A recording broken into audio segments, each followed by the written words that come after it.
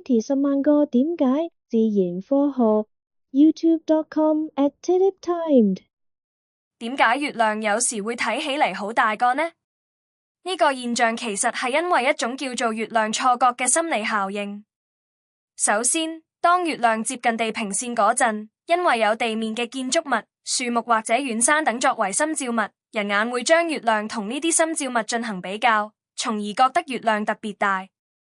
就好似你將一個硬幣放喺遠處嘅一棵樹旁邊，同將同樣嘅硬幣放喺近處嘅桌子上進行比較，雖然硬幣嘅實際大小冇變，但因為參照物嘅遠近唔同，你會覺得遠處嘅硬幣相對嚟講顯得比較大。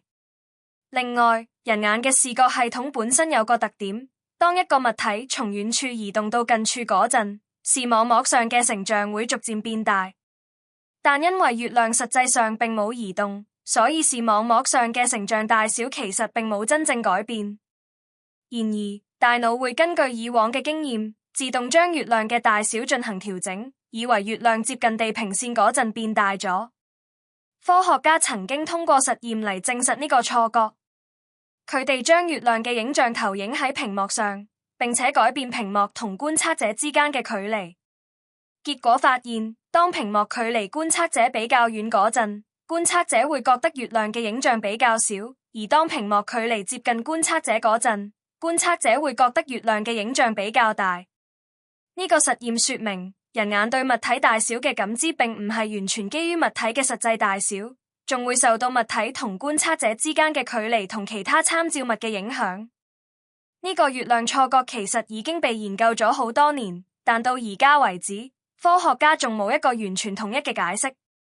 有學者認為，呢個錯覺可能同人類祖先嘅生存環境有關。喺古代，人類祖先喺夜晚行走嗰陣，會根據月亮嘅大小來判斷自己同周圍環境嘅相對位置。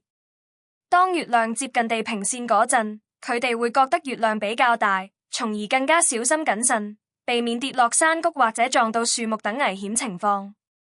總之，月亮有時會睇起嚟好大個，並唔係因為月亮嘅實際大小改變咗，而係因為人眼嘅視覺系統同大腦嘅處理方式所導致嘅錯覺。